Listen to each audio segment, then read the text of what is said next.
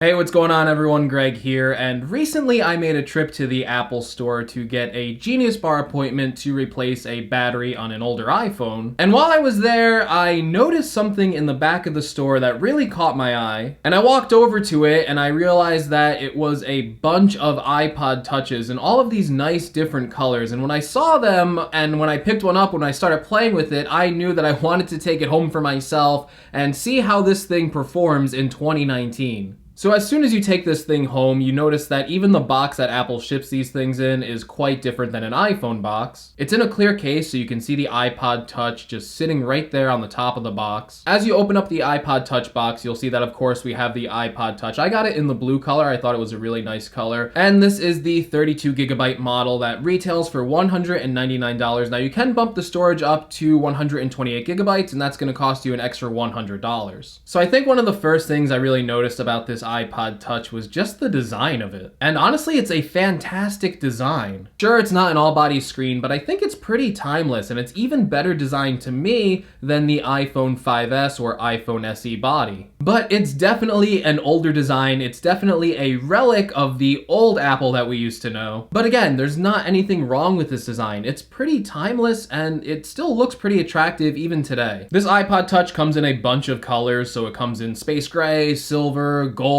red, pink, and of course the blue model that we got. And all of those different color types definitely gives an iPhone 5C type of vibe, or even more recently with the release of the iPhone XR, you can kind of see how Apple chooses its colors, and even how in 2018 with the release of the iPhone XR, that kind of color choice carries over to Apple's products today. And honestly, aside from the iPhone XR, I would like to see color make its way into more of Apple's products. These are really, really nice colors, and they really look nice on the aluminum body of the iPod Touch. And another thing about this design is it's really, really slim, slimmer than any iPhone that's ever been released. It's only 6.1 millimeters. It just felt impossibly slim, and the fit in the hand was just really, really good. And aside from just being slim, the body was also extremely lightweight. It almost feels like you're really holding nothing in your hands, especially compared to the modern iPhone design with the iPhone XS and the iPhone XR. They can feel pretty hefty in the hand, especially the iPhone XS Max. So going to a design like this that's really small and just fits in your hand perfectly, especially using the iPod Touch one-handed, your thumb can kind of reach over on every corner of the screen. You can use this thing perfectly in one hand. Even smaller things like fitting this thing into a pocket as opposed to my iPhone XS Max or my iPhone XR,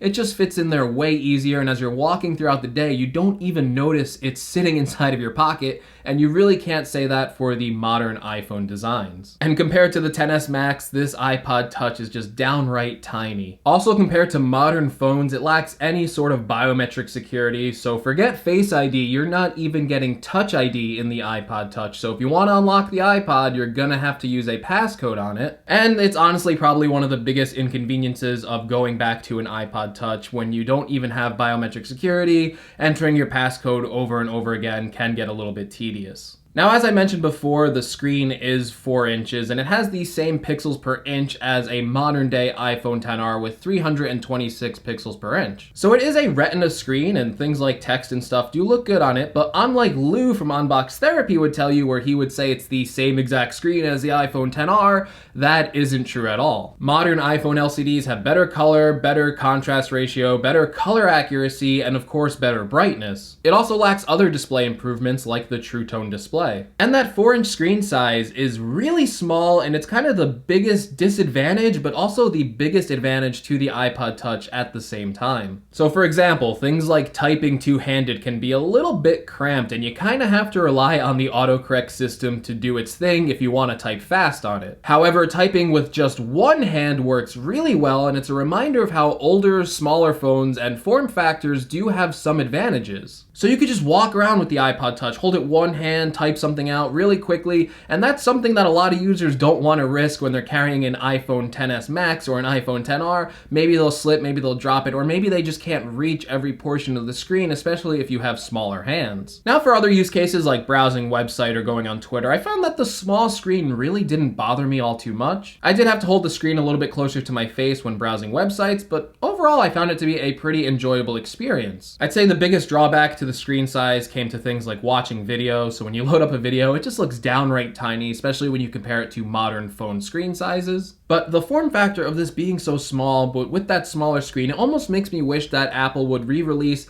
a phone like this that had the same exact body, but implemented more of the edge-to-edge style of the iPhone X design in an iPod Touch, kind of iPhone SE body type. So you got a bigger screen, but we're still able to keep a smaller form factor. I think after using the iPod Touch and going back to that small form factor, I would definitely be okay with using a phone that was this body size, but just had a little bit bigger screen by stretching it to the edges of this body. Now you're probably wondering, how is performance on the iPod Touch, especially considering that it was released in 2015. So the processor inside of this is an A8 chip, and it's only packing 1 GB of RAM. So even though the specs in the iPod Touch are a little bit dated, what's crazy is that this is still running iOS 12, Apple's latest operating system. And honestly, performance with iOS 12 is really optimized on the iPod Touch. So scrolling around the interface, browsing websites, watching video, 90% of the basic tasks you would do with an iPod Touch are just smooth with absolutely no slowdown at all. It's honestly pretty remarkable for a 4-year-old product to be performing this well. I honestly didn't think it was going to perform as well as it did. Now, although user interface interactions and the basic tasks perform really well with iOS 12 on the A8 chip, there are definitely still a lot of drawbacks by going back to such an older product. Specifically with that 1 GB of RAM, it is a huge limitation on the iPod Touch, so you'll constantly get apps refreshing and reloading. And if you want to do any sort of gaming on this, which is one of the reasons people told me this iPod Touch was still around so they could give it to their kids, maybe have them play games on it and not be connected to a cellular network, I found that the experience was not there. So any of the games that I play on my phone just kind of didn't work on the iPod Touch. I was able to load up Civilization 6 on the iPod Touch, but as soon as I tried to get into a game, the game would just immediately crash. So I thought I would load up one of the more popular games like Fortnite, and if you have a kid and you're getting them an iPod Touch, I can guarantee you one of the games they're going to want to be playing is Fortnite. And Fortnite on the iPod Touch won't even load. It actually tells you with a little warning that you need a more modern iPhone to play this game. So it's just impossible to play a lot of games on the iPod Touch. Okay, so maybe the performance on the iPod isn't the greatest thing in the world, and maybe that's not really important to you. I mean, the whole purpose of having the iPod was to play music with in the first place. So if you're treating the iPod Touch as just a general MP3 player, how does that work? And the experience of using this as an MP3 player, even if you're an Apple Music subscriber, you are able to listen to your Apple Music subscription on your iPod Touch. It also has handy connectors that people might be interested in, like a headphone jack, so you can plug in your older headphones with it no problem. Now, the speaker quality on this thing isn't anything to write home about. I mean, you're just getting 5 little speaker grills on the bottom here,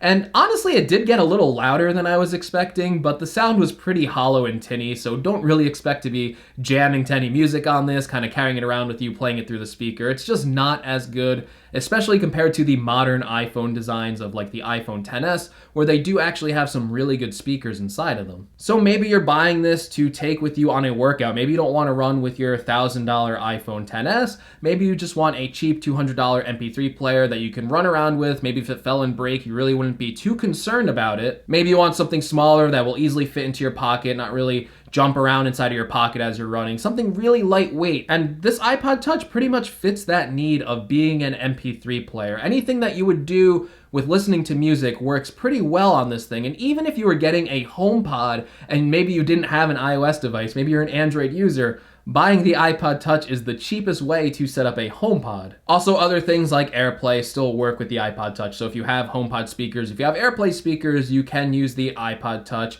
as an MP3 player inside of the house. Maybe give it to friends, give it to people who maybe you didn't want to give your expensive phone to, and let them control the music inside of your house. So basically, you could use it as a glorified remote. Now, although playing music on this was a really good experience, and that's what the iPod is all about, there is one major thing that would stop me from recommending this to anyone, and that is the battery life on this thing. It is abysmal. So battery life on Apple's website is rated for 40 hours of audio playback and up to 8 hours of video playback. And for me, that just wasn't the case. In only an hour, my battery life was hitting the 50% mark with the screen on. And to be honest, I'm only getting around 2 hours of max battery life if I'm using the iPod Touch with the screen on. The battery life isn't anywhere close to the 8 hours of video playback. Although I haven't done a straight audio test with the 40 hours of audio playback, you can see in my battery percentage that audio took up like 10% of this battery, and it's just draining really quickly. Okay, so the major question of this 2019 iPod Touch review is, should you still buy this thing in 2019? And who